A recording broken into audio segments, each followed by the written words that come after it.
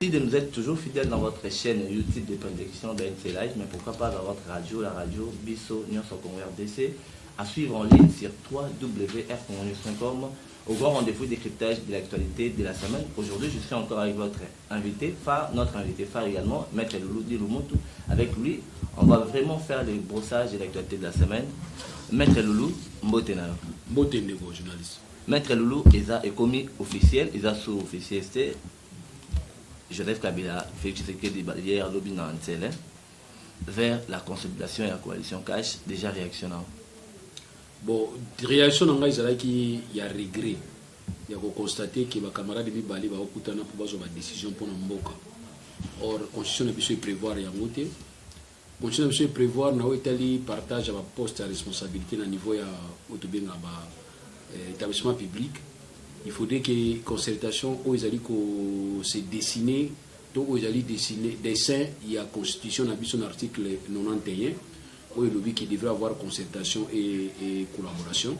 Donc au niveau de l'établissement public, ils allaient dans le portefeuille, le ministère à portefeuille, il fallait normalement proposition et outa. Alors pour ça, là, ils allaient dire que biso to yoka nto mona biso mibeko. Ils ont malamute. Il faut ça là on a des mois carré, il y a ko cajoler en parce que on a des mots qui masqué à mon il y a que ça on a boutou télévision radio IAT et puis va ça pas ministre na bango parce que ça ministre na bango ya portefeuille et puis manete ba proposer outil pa naï ah il y a les problèmes au fond monde entier ya ba ki ngande ya on des a biso donc il y a déjà que la sécurité que ba corps na bango privé et ça d'abord rappeler na carte ya constituer ça la gouvernement ça encore c'est un problème. Bah, tu vas retourner à la question pour une ordonnance, il y a CNC, c'est l'égalité, pour une ordonnance, il y a GKMIN, l'égalité. Justement parce que le ministre, le mot a portefeuille, a fan de la qui dossier pour le baquet, il a une procédure normale. Alors, on a eu des choses dans la procédure normale.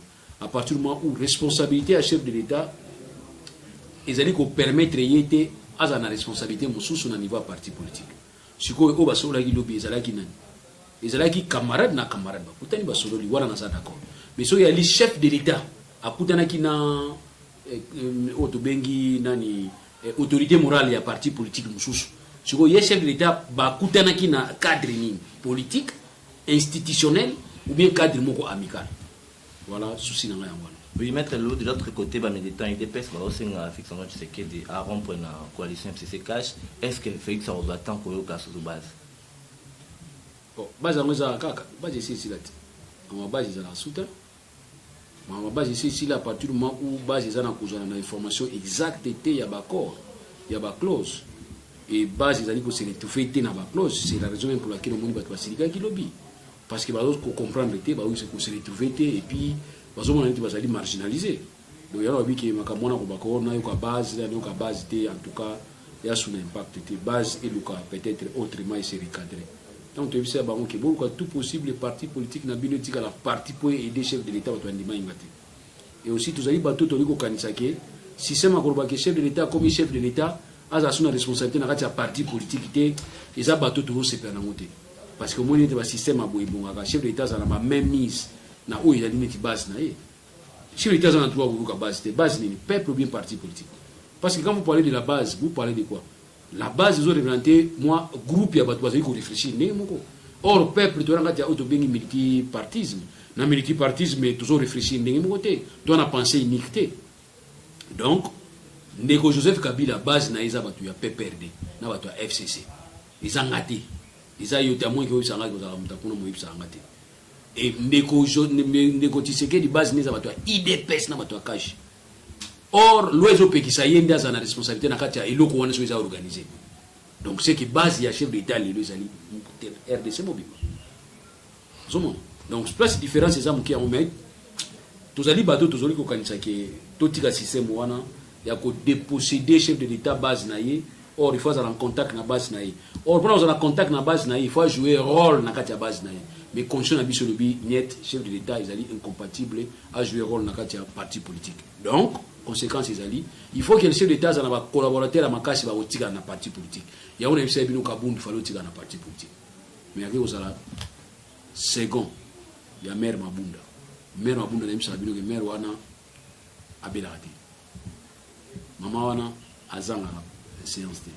maman wana ceux qui France Belgique a qui naïmo dans cadre de la délégation mais ceux qui ont Rwanda atindaka Kabundu afo asa atindaka Kabundu na Rwanda donc Kabundu aye abengi batu na ye ba ko yambena aéroport na invité so akanya ini donc moni ba rolo ba pesa yo ya ba figurant yango siko Kabundu za utile normalement na kati ya IDPS avec le pouvoir ou bengango avec le pouvoir légitime. Or, pourquoi on a pouvoir légitime, il faut organiser un congrès, légitimer, c'est-à-dire le système qui a pouvoir. Ok, légitimiser pouvoir pour permettre à ce que, comme on a plein pouvoir, légalement et légitimement. Légalement et légitimement, mettre mais dans la même lancée, crise au sein des DPS, tension hier, les combattants exigent la fin de la régime d'intérim, en réclamant les départs ou la démission, si vous voulez, de Jean-Marc Kaboun et de Augustin Kabouya. Déjà, est-ce que ce n'est pas, l'IDPS n'est pas au bord de l'explosion? Oui, oui. Tant que vous avez Kabouya intérim, tout ça qui a un problème, il y a IDPS au Balinga qui a bisoté. Mais dans le cas où tant que vous avez intellectuel, tu as un principe où tu as une discussion, tu as un concept administratif.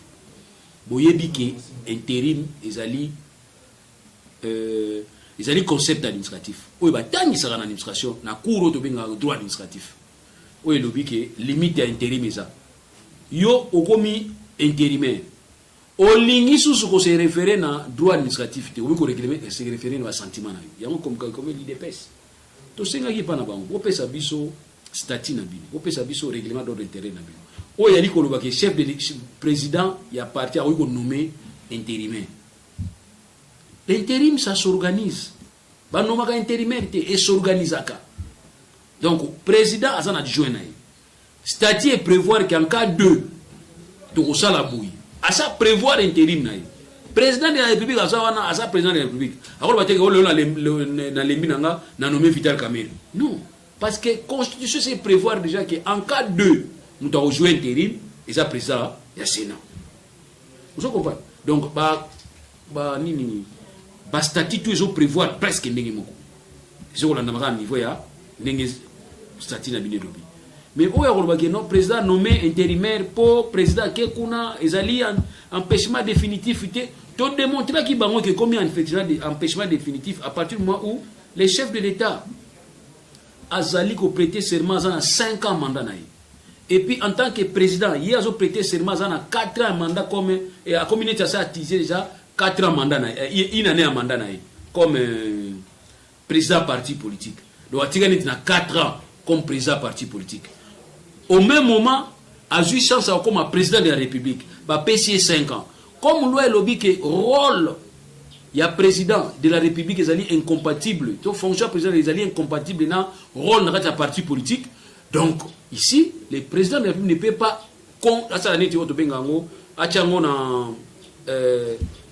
ensemble, jouer ensemble, concomitance, la président du parti politique, ou à 4 ans, la président de la République, ou à 5 ans. Donc, c'est que le mandat chef de l'État est absorbé, mandat de la président du parti politique. Donc, il faut appeler s'intérêt, or, ils ont servi Mboka d'une manière générale. À pencher côté au servir Mboka, automatiquement, il fallait constater empêchement définitif. Pour nous permettre à ce que, bon prévoir, bon ça là, oyo, statut nabino prévoir en cas d'empêchement définitif. Bah, non! Statut prévoir que lobby chef d'État appartient à Bisso, chef appartient à Bisso, à quoi comme président. Bah, non! Loi prévoit gagner sauter, mais bah, adapter la loi par rapport à la réalité moussoussou. Vous comprenez un peu ça? Donc ici, le président de la République élu, ou a prêté serment, ou a un mandat 5 ans, ne peut plus revenir pour réclamer poste naïe. Il y a président parti politique, ou d'ailleurs a 4 ans, ils appellent mandat mouké. Maître Loulou, au cas où vous organisez congrès, par exemple, justement, vraiment la lutte, maître Loulou. Les notions simple à comprendre, mais pas compliqué pour rien. Donc il fallait chef de l'État ou soit à démissionner comme président parti politique. Et là, on a ça il fallait démissionner. Ou carrément, il fallait constater qu'il y a un shooté. Pourquoi il y a un shooté? Parce que la constitution est péquissée, à Kendété. Et ça empêchement, va empêcher. Pour il y a une démission, ou bien président Koufi, ou bien il y a un empêchement définitif. Il il y a des circonstances où les loi est prévoir mais bon adapter en gros neti oto ba ma mbuya subordination à témoin tant to bi que subordination à témoin ils ali ka ne mona corruption ba gangi il faut pas mona ka place ba commis code pénal infraction subordination des témoins mais non ils ali forme la corruption ba to bi jamais les lois sur va ça raison tant to bi que so que ça yo ba to muso na tort so ba to muso na raison yo nde aux victimes ma bena bino de ngwa. Maître Lou, au cas où l'IDP s'organisait congrès, est-ce qu'il faut fragiliser Fatih pour un retour parce qu'apparemment Fatih stratégiquement Fatih vit doit n'appuyer donc un jour n'a pas posté. Donc il y a un poste où ça poste libéra mutafandi on a libéra pour la président IDP c'est ça kufa wana. Mais Fatih n'a pas IDP ça tire na combien de temps? Tout ça la calcul non? Mathématiques tout ça calculatrice c'est ça. Tout ça calculatrice. A tiré na 4 ans. 4 ans et demi. Si le président ne plus dans combien mandat combien de temps?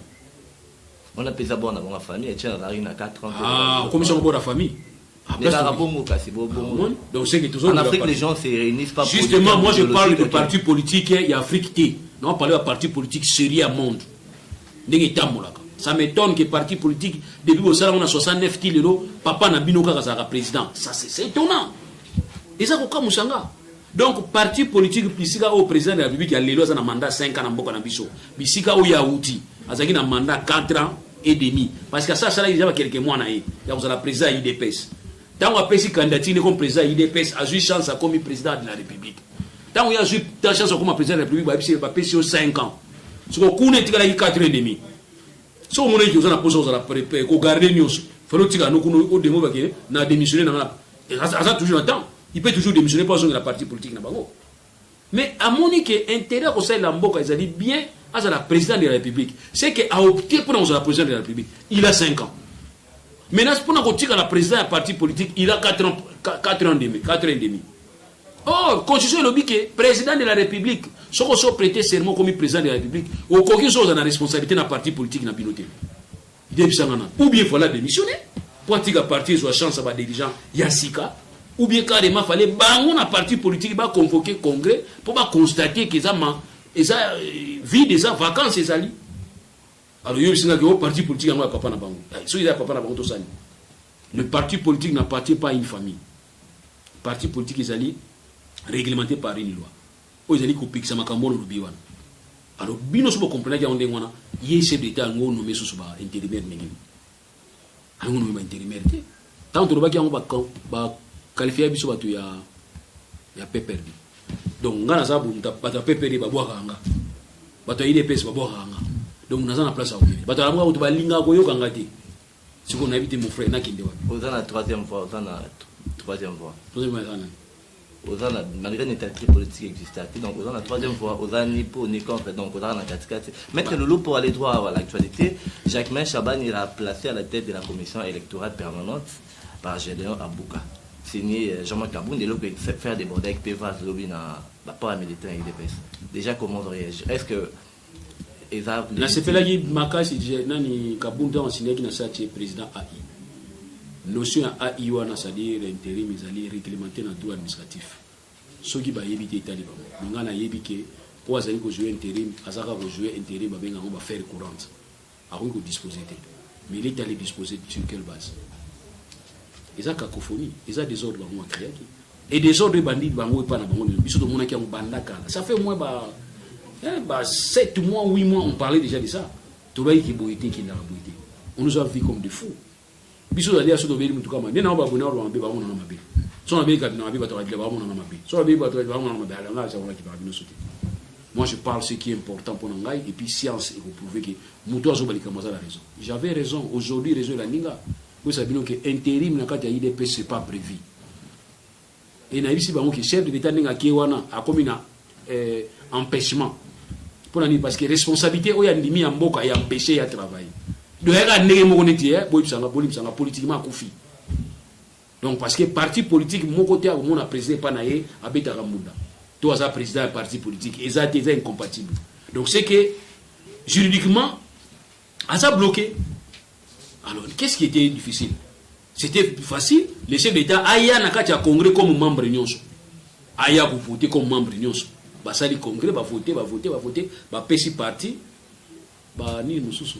Maître Lou, qu'est-ce qui fait ou bien sûr bazaro banga bazala destituer tant bakama kama nani namuka kinofunda mwana ba carton vide ba carton piodi babanga imsusu kuno ba ko débouter et puis azanga bisika ozonga peut-être yango non peut-être yango on va en parler, Maître Loulou, c'est la Moukato. Maître Loulou, qu'est-ce qui fait qu'aujourd'hui, un parti très démocratique comme l'IDPS va à mesure d'organiser congrès pour l'accueillir? Il n'est pas le seul dans la condition. Tous, rares, au moins parti politique, et organiser congrès démocratiquement. Le parti est organisé par congrès démocratiquement. C'est le président Kayemoko, fondateur. So mi wotia libaya ba bantu ba hotelo na misubu. D'abord au manavoa ya yo.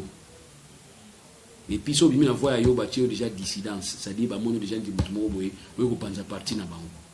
Dans l'organisation par yango ça. Mais hors loi est clair que tout parti politique n'a temps na yé il faut organiser ba congrès électif pour permettre à ces ba zo ba PV ba no version au niveau ya moyen récépissé. De manière à ce que les décisions basées dans le monde entier, il y a des décisions qui gagnent. Exactement. Vital Kamerhe, Banda comme président. Je suis le président, je suis remplacé Vital Kamerhe à INC. Veti ce qui est l'IDPS, Zamba Zouaki. Nani, Kabila, depuis PPRD Banda, Kabila, Kaka, Ti, Bazo commencé Pembena comme Nzambe. Kabila. Nini, Souvier Bahati, AFDC, Yaye, Yaye Moko. Bango Sali Bavu, Bango Sali Bavu, Banini, wabenga nini kukulu so vraiment et s'inviter mais bazo putana kaka via zana na kati kuna do parti politique belé aux allez aux sentir que parti politique na mutabi maratika ya bango c'est ça que vous voulez dire que le parti démocratique est un parti démocratique OK et yo intérimaire aux longola muto azali élu na kati ya congrès parce que ces personnes na bango c'est pour la commission électorale permanente bango ezali ba organe na kati ya nina bango. Et ça, la magasuite, il y a un congrès, il y a un voté, il y a un poste à pouvoir. Donc, le parti est démocratique. Non, monsieur. C'est démocratique qui est parti. C'est autre chose, mais pas démocratique.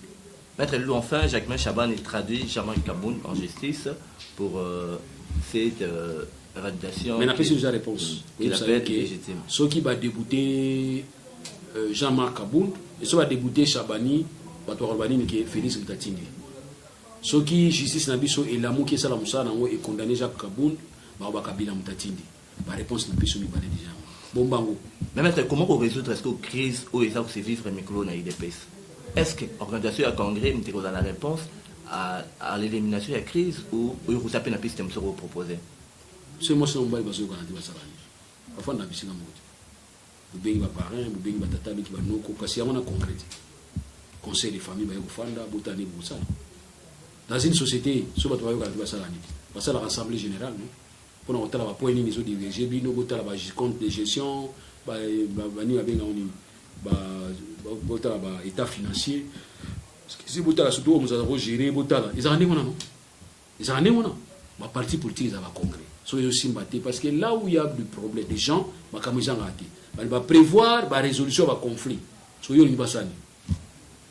Donc, passage, c'est ça qu'on va faire des biscuits, mon copain ben à Baonion, on va faire des biscuits, on va congrès. Après, on va examiner. Place va Outaki, ni place va Souki. Après, on va juste une projection par rapport à Mbeko, il y a Moka, et puis par rapport à Mbeko, il y a Bango, on va violer un côté. Oui, justement, Maître Loulou, la télévision sociale, la gestion des temps, tout le monde déjà, on s'approchait petit à petit vers la fin de l'émission d'Abisso. Dossier coronavirus en RDC, les ministres de la Santé étaient Longondo, des versions différentes qui créent la suspicion et la contradiction face à la population. Comment on va réagir déjà? Docteur, quand tu es nommé ministre, il faut tika aux docteurs scientifiques. Il faut tika toujours une vision aux la politique. Et au tika ba au bazali ba administratif, na ba expert, ba na gérer ba crise au quotidien. Yozaka autorité politique, il y a la orientation d'une manière générale. Ce qui gouvernement est un élément nakati le conseil des ministres pour décider. Mais il y a joué ba chaud dans un secret dans côté. Na poto coronavirus c'est ça. Na Chine presque banda qui ça. Mais vous avez senti que vous avez communiqué dans le monde scientifique. Et puis il y a le directeur, il y a santé, il y a le secrétaire général. Vous comprenez? Et en fin de France, c'est petite position. position France a pesi wana pas Macron ils avaient position au technicien français expert français réuni pesi rapport et pas ministre va salir conseil des ministres chef d'état y a eu décision vous allez sentir que les décisions sont scientifiques et puis ils ont la prévention abia kanyi ndolo nyoso ce bango kanyi parce que va constater que ça déjà effectif et pas na kanyi peut permettre bango na temps que va préserver propagation va jouer solution.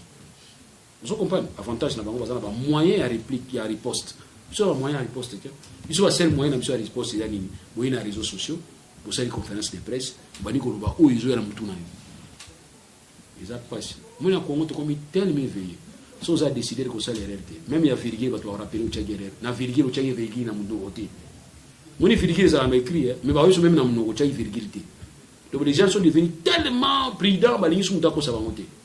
Et on se prend peuple congolais en 2023 c'est la grave bino za bunke ali bubimisi sous président mususu bubimisi sous majorité mususu mabena bino ndia mwana or so la président moko majorité moko makele no zate bato wacha makele le mbazate bana Brazzaville mso bana Maroc mso bana Gabon mais vous savez côté ya mwana ne mabende ya mwana mabe côté maître réaction par rapport il y a vidéo au babakazana coronavirus lorsque aucun message ou une réaction na téléphone par rapport à l'émission et à la politique, impression dans les allées qui viennent mettre le lot. Au moins il y a un poteau, on a débat na science il y a au moins un poteau et la raison oh va violer qui moi aussi. Science c'est ça mesure. Il y a que définir le muta violer qui yazana. Na ba donner na ba bazana et na ba recherche pas ça. Ba na ba banque de données na ba. Mais pas na biso to na maîtrise voilà. Réponse na opération wa. Si vous avez un lobby, beaucoup de gens qui perdent automatiquement. Père ngo akena centre musute. Père ngo akena hôpital musute pour atteindre ceux qui résident à Ibino na ya yeza ndenge mote. Père ngo afali ka place za mu makasi kaka. Moninge père ngo lekebino maluba. N'est-ce pas comprendre? Donc père ngo lekebino maluba. Pourquoi? Parce que ayebi ki bozana ba élément te boko contrer.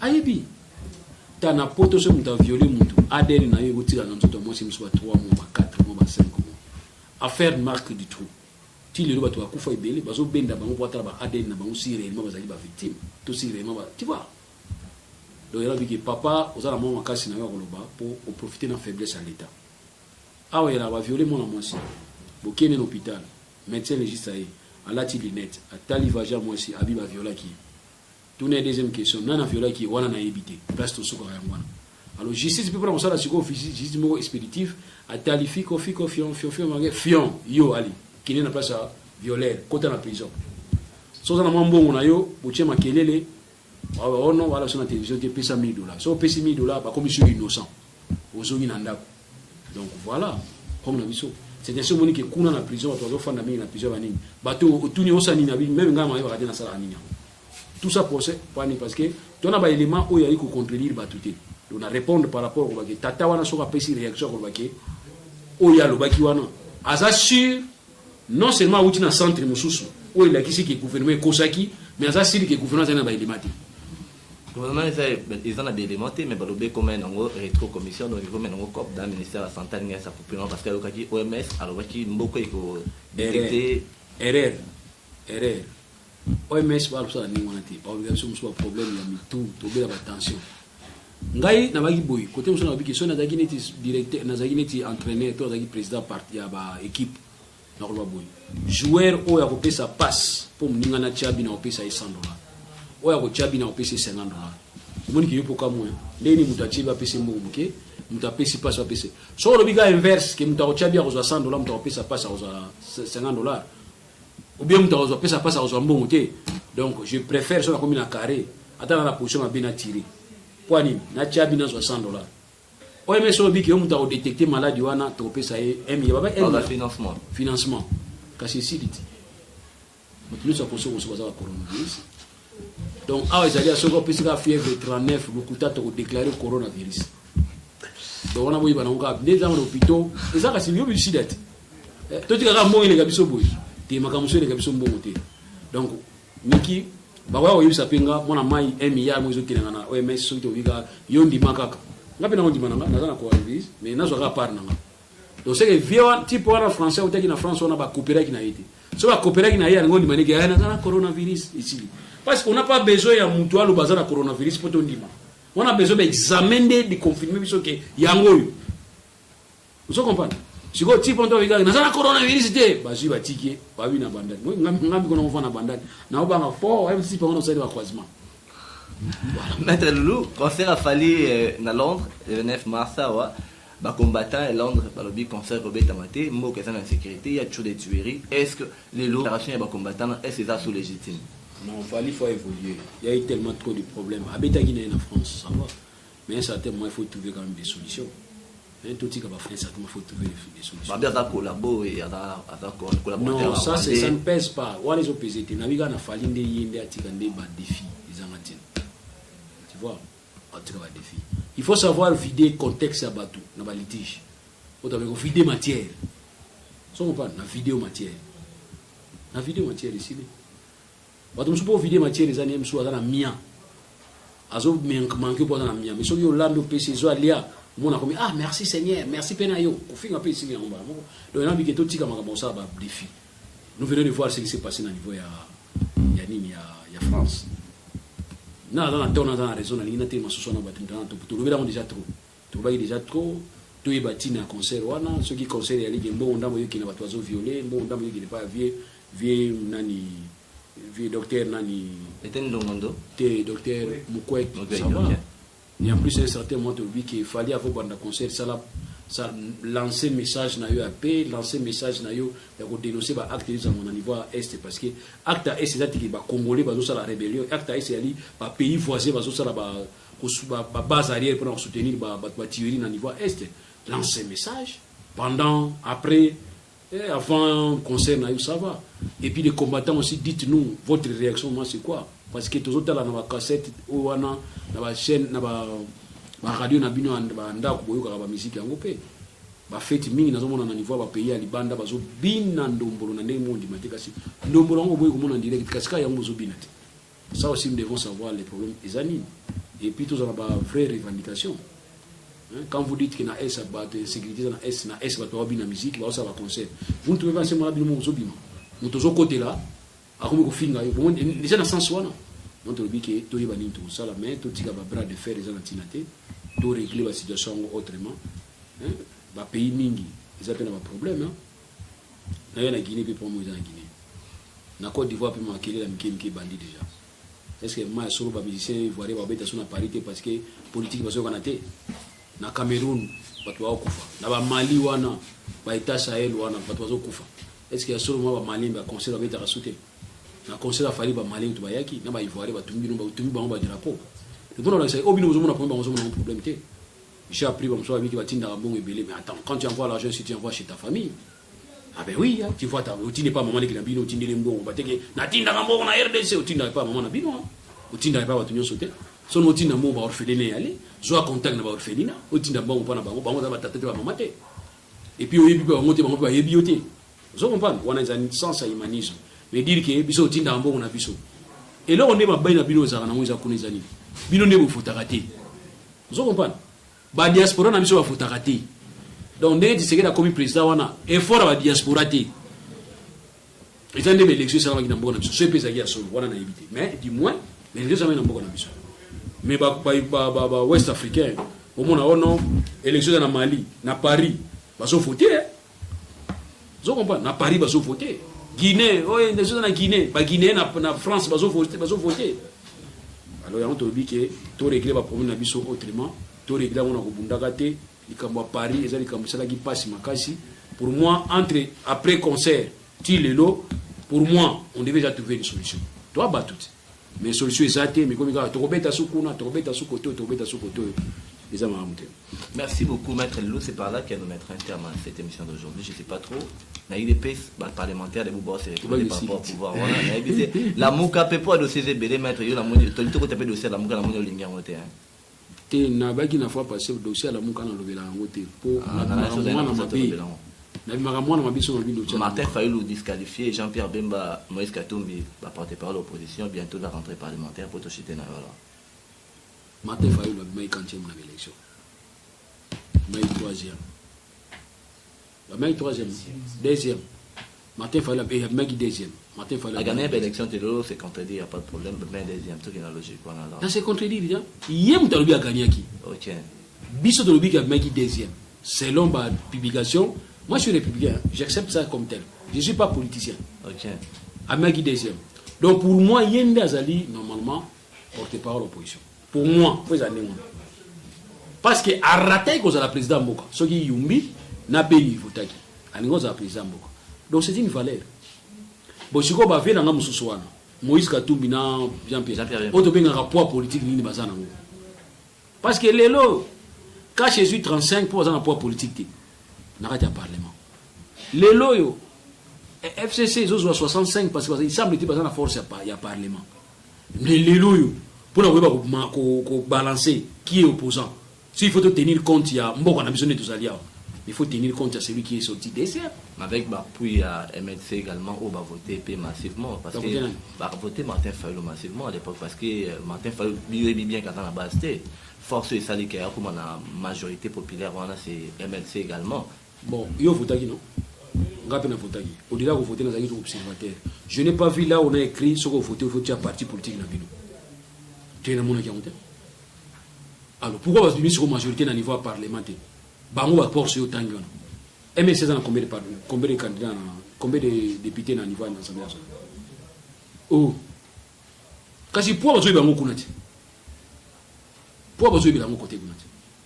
Alors so bisinga ki ono Martin Fayulu ça qui na base bon comme ça na bien Martin Fayulu ma bien na binondi ngwana comme ça Martin Fayulu mettre mais la logique ou na péréquation na niveau ensemble national les autres c'est contredit parce que so Félix a gagné l'élection au niveau majorité il y a parlement pourquoi la majorité a pété tu vois pas que on a logique on est se contredire contradiction exactement alors comment bien majorité président au niveau il y a présidentiel mais au niveau il y a législative là posez-vous la question pour la majorité au niveau parlement il faut que va parti na bino ba aligner combien de places. On a toujours mis la logique de la diaspora qui a une nomination à tous. Non, comme la logique on a été. On a eu une question, on a toujours une question. Yebisanga bino moko botia qui bo aligner qui combien de partis politiques. Si on répondre après on va savoir que c'est qui va nous manquer. On a joué émission on dit répondre yo. Jour là lors au micro jour on a dit répondre. Merci beaucoup à tous. Et habitué de 27 live. Maître Loulou parce que et là on a logique on a dans tout la donner la logique on a. Ce qui va toi MLC va pesa qui failli comment on va te belé. Faut tout le monde peut ba toi MLC belé na rate parlement. Mais là vraiment va ça on a au boss santé ça les aussi compte. Représentativité ou parti politique check ba nombre on peut compter également. Ah c'est compter pe na niveau ya président. On a eu une sa réponse alors. Ah oui. Qu'est-ce qu'il faut tout dans la tête? Mais vous avez tout déjà pour sa réponse alors. Nous avons une candidature, au PSI va PSI candidature au candidat président de la République. On va battre la campagne. Parce que la circonscription électorale à la présidence, c'est toute la République du Congo. Et je comprends. Alors, si on a caché un niveau à parti politique, on pose la majorité dans le Parlement. Comme vous avez vous avez 3. Donc c'est que 3 car à la Béni. Je comprends que nous avons négligé Batouté, nous avons accepté Moutounion. Mais nous avons une histoire dans le contexte. Pour nous répondre, nous avons que pour nous avons Libanda, pour nous porter parole pendant que Moutou Abimaki deuxième. Il y a un poids politique parce que lui, c'est la circonscription électorale. Nous sommes RDC Bimisi deuxième. Donc, l'opposant, c'est celui-là. Ça, c'est pour nous faciliter la tâche. Alors, si on dit que tu as une logique, tu as un niveau parlement, place opposition, alors c'est que président opposant à Yozalinani. FCC. Donc c'est qu'il fallait se porter parole à la FCC. Alors pendant qu'on dérangeait Batouté Babanimbo, FCC par exemple, à Koponape Batounaye, pour ça la porte. FCC à Koponape Batou Yalingi. Donc on vote dans comme sous au FCC à Kopona. Or FCC à côté la Bemba, à côté la Moïse, à côté la Fayoul, à côté la Batou sous au monde, faut que Moudoza moindre danger.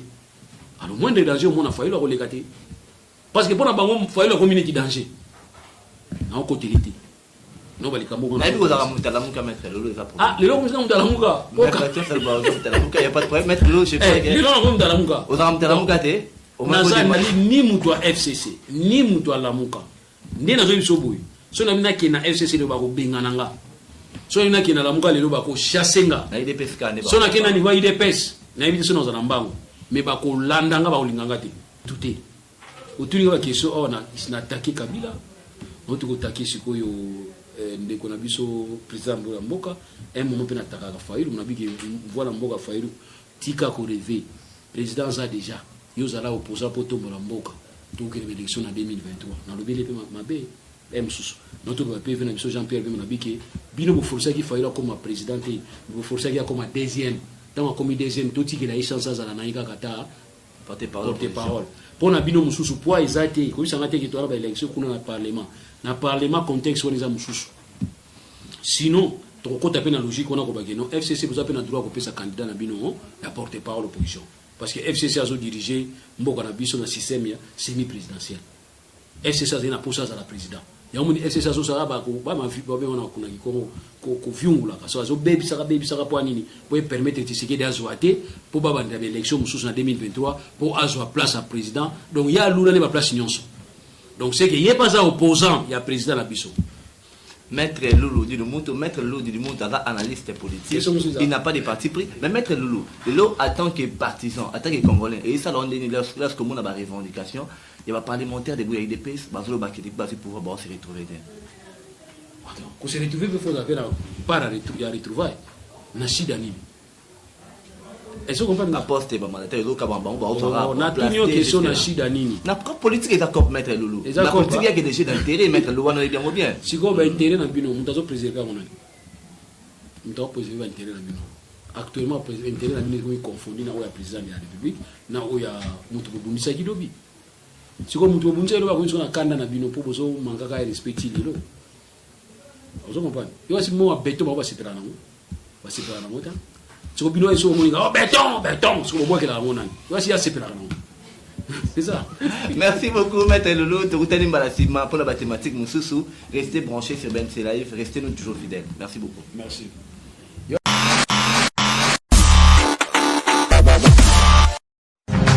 Radio Bissonyonso Congo, RDC, une chaîne au cœur du monde. Vous êtes sur la radio Bissonyonso Congo RDC. Oui, tapez www.radiocongonews.com, accédez dans notre site et avoir toutes nos informations. Soyez le mieux informés dans le monde.